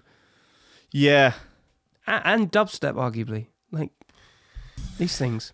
Yeah, I mean, but this is the thing of like where do you go? Oh, I'm going to investigate this new genre. Like, you've got 6 months ahead of you before you really have any sort of handle on anything, or like until you can even begin to understand the sort of nuances of an entirely new thing.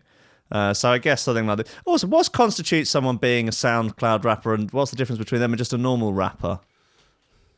Face tattoos? Xanax? I know, yeah, it's an argument that you could say. I mean, history has a way of, coming back on itself. Like, what defined a punk? I guess SoundCloud rapper sounds really lame, though, doesn't it? Yeah. SoundCloud rapper. I don't know. I wish there was a bit more to it. Well, but I mean, presumably it meant. I would have assumed that it meant people that were just putting their raps up on SoundCloud rather than being signed to a label, and that would be the DIY element of it, and that's why people were into it. Yeah, it's a scene thing, isn't it? Yeah, but you can't have wedges of money like that if you're just putting stuff up on SoundCloud. True. Yeah, there's an argument, and the same with Spotify as well. Would anyone that's jumping on Spotify now, would they be Spotify rappers? Hasn't Spotify got something like 2,000 artists, all with Lil as their first as the first name? Lil Allen. Yeah, exactly. That damn singer. SoundCloud rapper. She was the original. Yeah, exactly. Yeah, the tattooed face, the brightly coloured hair. She's always on the Xanax. Lil Allen. Yeah. Bless her. Yeah, I don't know. She's just done a track with Shy FX and Stamina. She's drum and bass MC now. What can't this girl do? Yeah, right. I don't know much about her, I'm afraid. No interest in passing judgment. Wesley Snips here. Doesn't know anything about her either. Oh, is that his name? Wesley Snips, yeah. Lil Snips. Lil Snips, yeah. Hey, there was a talking to Lils. There was big and either very big or very small animals are quite hot in the news at the moment. And a tiny cow was born the other day that's like a tenth of what it should be, but he's perfectly healthy. He's just tiny. He's called Lil Bill. Nice. And I thought maybe he could become a SoundCloud rapper. Totally. Yeah, they could do his face up with a few little like teardrop tattoo. Auto moo. Yeah. There you go. Get him on the Percocets. Yeah, exactly. Yeah, he'll be dating Miley Cyrus before you know it. Yeah, love it. That's the dream, isn't it? Yeah, Lil Bill and the Milk Crew. Yeah. There you go. Digging in the crates. Telling people to suck an udder. Yeah. Suck your udder. Yeah. Yeah, see? They got some serious views, though, on YouTube. Like, they're not messing around. Like, I actually went and listened to some of, like, Tekashi 6ix9ine's music the other day, and I was like, he's got 600 million views on this, and things like that. I was like... And they all sound... Well, I admire it's it's not for me, isn't it? Like, it's not... I'm not the demographic. But you can take some gold out of even the things that you may not do. Yeah. There are some gold, like you... And I don't mean musically, I mean, the way he's gone about the... He's got some fun outfits. Crazy troll. Yeah. Like, I admire anyone that don't give a shit. Like, I think I give too much shit. But then when I look at the people that I admire in music, they are the people that don't give a shit, you know? Maybe we don't in our own ways, but one thing is for sure, that when you see someone like 6ix9ine go for it and not care about the repercussions and sending a message to someone or saying suck my dick or whatever, you kind of, it's all publicity, and you kind of got to appreciate the showmanship, because I tell you what, it's not going to be the same now he's gone. That whole... I don't know what anyone's going to do. He deserves to be gone. He does. Yeah. In fairness, he deserves... It's... we've had a public... it's been a public outcry, and everyone knows kind of what he's done now. Yeah. So he's up. But there would seem to be a lot less colourful to coin it. It's yeah. But someone else has to step in though. There's like there's an arsehole shaped hole that someone needs to fill. Like he's like. It's the sort of he's the Jake the Snake, if you want, of the world, because he's the villain. I mean, but the thing is, if he was a villain in a movie, it would be lazy script writing. He's too ridiculous. Yeah. He's too insane. Like, how can he look? What is this? Like a 15-year-old boy has drawn like ridiculous caricature of a villain. Like, he's got multicolored teeth and rainbow hair, and he's all tattooed. It's like, no, this is ridiculous. Come on, you're gonna have to scale this back. No one's going to believe this. Oh yeah, common sense again. But that's again. That's it, isn't it? That's the point. That's the point. Like, do you remember, like back in the day, not for everyone, you may not remember this, but when there was real like terrorist threat in London, this guy, right, and he had a hook for a hand. Oh, Abu Hansa. Yeah. Couldn't be much more baddie if you tried. Yeah. Oh, he had two, didn't he? Yeah, he had two hooks. Yeah. Like, I mean, it was like straight out of a James Bond baddie. Yeah. And, I'm not suggesting that what he was doing was right or wrong, but, in terms of portrayal and what you perceive as like the I mean, he was dedicated to that character. He still is, you know. I mean, I don't know what he's doing now, but... He's still in prison. Okay. Yeah. But well, yeah. And Takeshi 6ix9ine, maybe he kind of wrote by script. He was like, by default, okay, let's go crazy like that, crazy like that, crazy like that. Turn it all up to 11. I mean, and again, I'm not suggesting that we are superior and everyone lacks common sense, but, if you're looking from the outside in of what's going on, it's an interesting social experiment. Yeah. That seems to be obviously like, to a degree, rigged for a reaction. Yes. Well, it's all, I mean, it's the media that fuels it all, really, because they're like, look at this insane idiot. And everyone's like, okay, I'll have a look. Wow, yeah, he's mad. I now cannot look away. Yeah, I'll follow this maniac. Oh, he's doing now more maniac stuff. Okay, he's crazier. The teeth are bigger. The hair, he's gone, like, and then now look how much more crazy he is. Now look how much more he's in prison now. But like, it's like, it's the runaway train, isn't it? Yeah. Like, you got to, how much speed can it gather going downhill? And it can only go one way. Yeah. I mean, the other interesting fact about the whole thing is, the irony. Snoop Dogg wasn't allowed in England when all that stuff, Murder Was the Case video had come out, and he did the feature film that followed suit with his, him being sentenced, or was to be sentenced and all that. Same with Tekashi. Here's my point. He, on the day that Tekashi was taken to prison, was the same day that Snoop Dogg got his star on the Hollywood Walk. You know what I mean? Now, that's so suggestive of like how you can use bad publicity as good publicity. You've just got to work it. Because like Snoop had the same, he went through the same thing. He was not allowed in the UK. Don't ever let this. I remember the Star had like some crazy front page with him, like take this bastard out of our country or something, and he wasn't allowed in. And then he had the case against him and the murder. Then he had the film come out subsequently because of that. And but now he's got his star on the Hollywood Boulevard. Yeah. He did kill a guy, though, didn't he? I don't know. Snoop, didn't he? I think that was the case. Yeah. But you know what I mean? We're rewarding the wrong people here. But but this is the thing. What about Joe Public, who just grows up, he takes care of his kids, and he works a decent 9 to 5? Yeah. Where's his star? Yeah. Where's his Hollywood Walk of Fame star? Where's our Walk of Fame? Where's my Walk of Fame? I want one. Well, so this swings and roundabouts. Guess so, yeah. Yeah. That's fun to go along for the ride, isn't it? It is, yeah. And you imagine how many people hate Snoop Dogg when he first came out. That whole thing was like, oh, that guy, he's mean. Oh, he's trouble. He's influencing the youth. Yeah, into the youth. Yeah, totally. Which he did. Yeah, quite successfully. Brazenly, yeah, absolutely. But it takes a spark, and I think that the talent, man.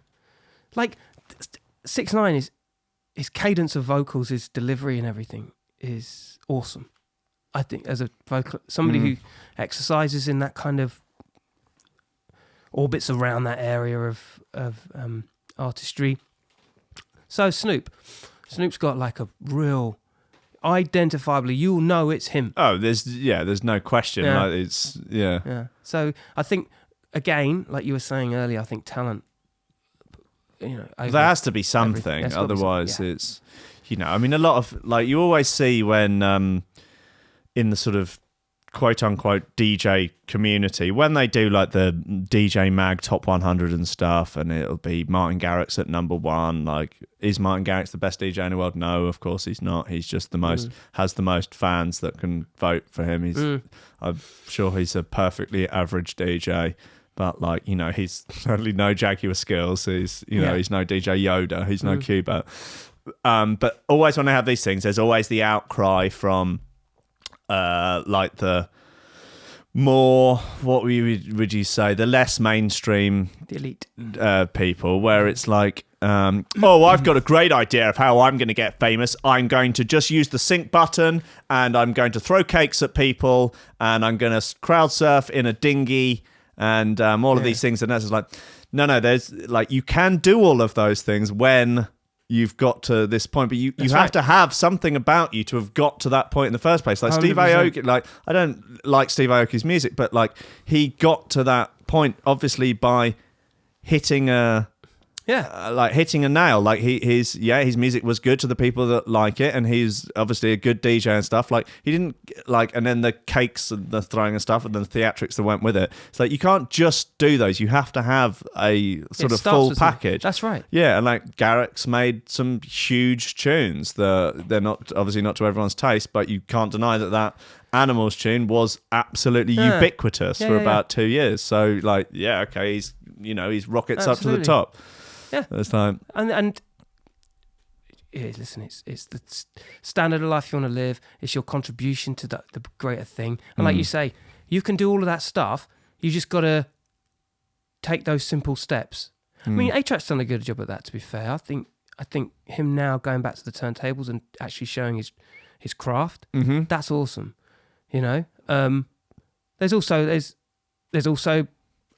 not that I can draw from, but there's bound to be a few like ski with moments that wouldn't please the turntablist back in, you know, the Kanye era of what he was about in his late teens. You know what I mean? So can't please everyone, can you? You know, and also, who are you really trying to please when you hear people talking on comments about X, Y, Z? You know, who it's just one person. It's weird how like one person's opinion resonates over 3 positive opinions, isn't it? Yeah. It's always weird. Well, it's just the sort of, in a way, it's a kind of a virtue signal, like when you're the DJ, like, and you're saying, oh, how appalled you are by people using the sync button or whatever and stuff. What you're really saying is, I would never use the sync button. I would not do that. You know, I have much more respect for this and the other and stuff. Like, oh, you're better than, by your standards, like by your standards and hopefully the standards of your fans. You're, more virtuous because of it. Like, yeah, and it's hard. I mean, like, on one hand, I get it, I understand, but then on the other side, I'm like, well, you got choices in life. You can either listen to that person or you don't have to. You know, his success is, you know, he doesn't share the same morals as you. And, you know, there's an insecurity in a person to critique someone so detailed, I think. I don't know.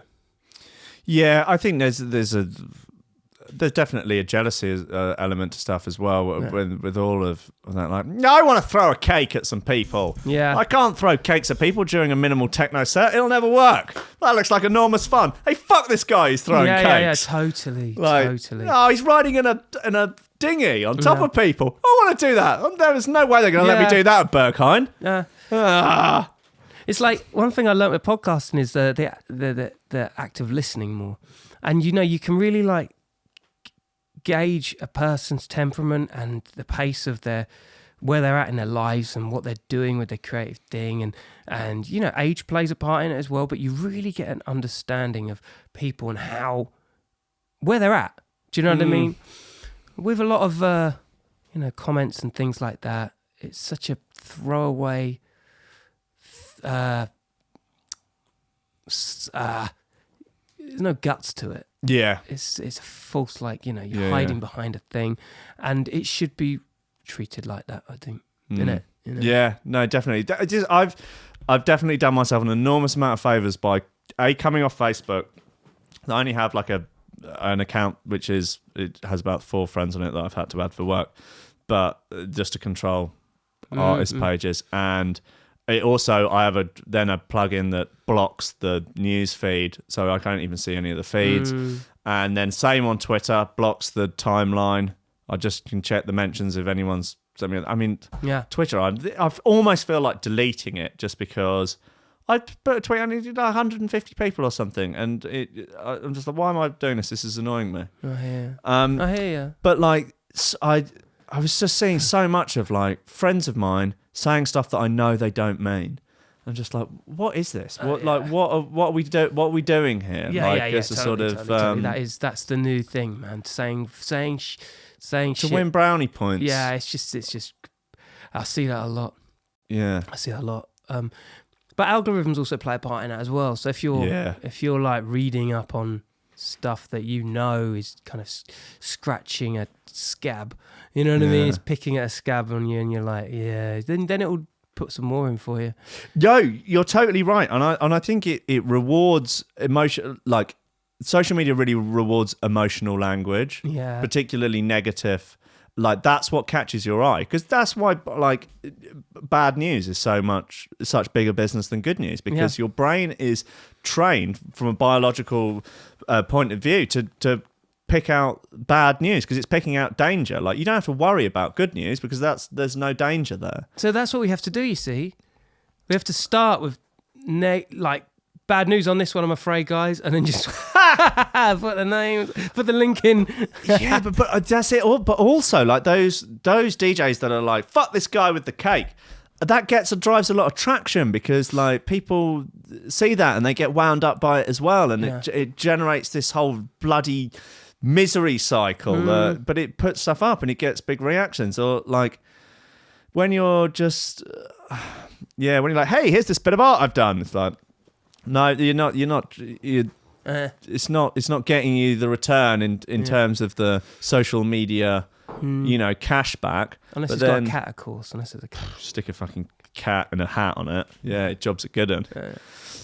But yeah, some sort of lengthy diatribe. People get behind that. Yeah, that's right. Oh yeah. Yeah, totally. I mean, this is why politics is the biggest thing right now.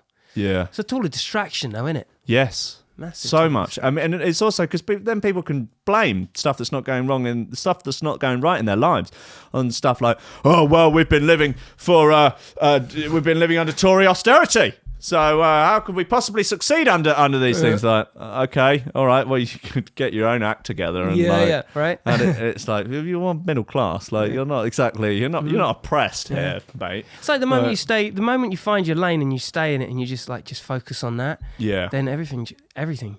And it's weird how that subconscious, constant rhetoric that you see on Facebook just keeps on coming around, and it drags you back in. But the moment you start, like, I don't know, you start thinking of yourself, as selfish as that may sound at times, but it actually does a world of fucking good. Like you say, stop using it or delete it or just block a certain couple of things that your analytics might be jumping you on. Like, is that like arguing with people on Facebook? Is that part of your bigger picture of your quest for meaning? Like, what part of that picture what role does that play? And if it's nothing, don't do it. Don't do it, man. Just step away. Yeah. Like if there's people that keep coming up on your timeline that fuck you off, mute them. You can mute them without unfriending them. Yeah. Mute them all. Yeah. Mute everyone that is not giving you something positive out of your feed. Your feed should be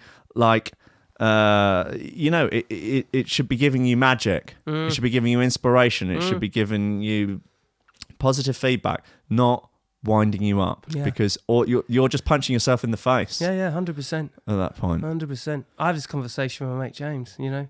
He's coming to a realization of such. That you can't.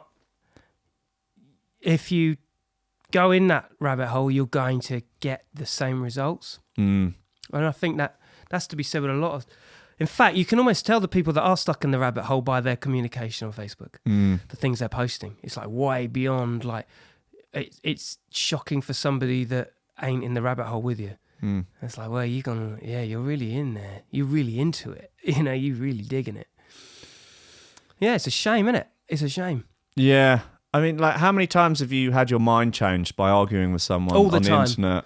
No, I have my mind changed, not on the internet. Yeah, no, never while arguing with someone on Facebook. No. I change my mind all the time as well. Like, and I go, oh, fuck, I really used to be... I argue. rigid. I would argue the toss on Facebook. Yeah. Because it's easier. Yeah. It's banter, isn't it? Yeah. But when you're actually having like a conversation now, Yeah. it's a whole different thing, isn't it? Oh, 100%. Like the stuff that people will say to each other online versus what they will say to each other in real life. And just the way, because if you're arguing with someone that you don't know online, the only thing you know about that person is the thing where you differ from them. So to you, your knowledge of that person is they are 100% different to you.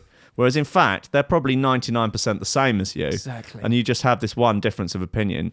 And so you can really like hate that person while you're arguing. You're like, this arsehole. He's just like, like, listen, buddy, socialism never worked in Venezuela, okay? Why don't you understand? Like, that's not real socialism. Yeah. We're fucking... And then you can meet that person in real life and just get on about loads of stuff. You're just decent folk out trying to, trying to navigate the world. Yeah, it's true. But it's about brownie points, isn't it? It's about social brownie points, like trying to fit. Yeah.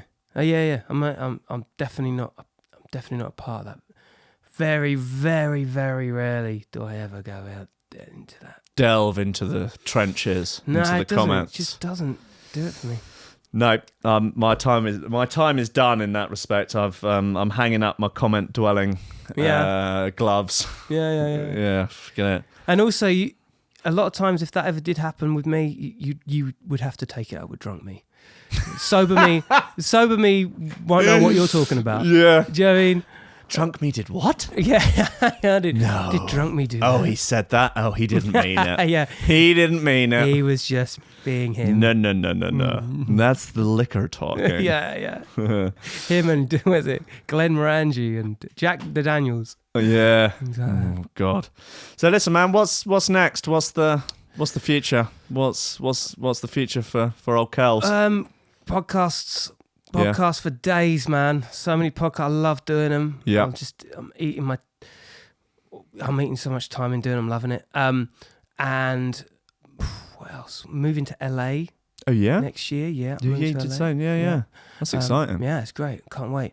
And then I've got about another 2 EPs backed up, more tunes on the way, more collaborations. So it's just a conveyor belt of things that I'm really, really lucky to be into, you know. And like you say, coming around full circle and like finally pulling up on something. Yeah. And learning new set skills all the way. I think, geez, like when I think back and like even giving that a second thought back in the day is just crazy. Yeah. But then there is a anyone can do it attitude with technology, which is it has a blessing and a curse depending on where you are on the artistic ladder, or career ladder at that. So on one hand, it's like we learn a shit ton of stuff back in the day that you can reapply into new shit now. But then there's a lot of new ideas that take a lot less than 10,000 hours to apply. Yeah. So it's just this constant tussle. But I love that. I'm really into that. And, and I've realised not to look at numbers. Don't give a fuck. Just keep going and just... man. Inspire people. That's all it comes down to. Yeah. If you're inspiring people with what you're doing and you're relentless and they like that, then that kind of resonates. I think that's more effective than constantly selling some shit. Well, you are a fellow man in search of meaning. Yes. That's it for me. Yeah. Yeah, listen, dude, thanks so much for coming on the podcast. Hey, thanks for having me. It's been a pleasure. More. We'll do this again. We'll do another one before you go to LA. Yeah, absolutely. And don't forget to check out the podcast on Threshold. Yeah. Wicked. It's a big one. Thank you, buddy. All right. Thank you for having me. See you soon. Bye.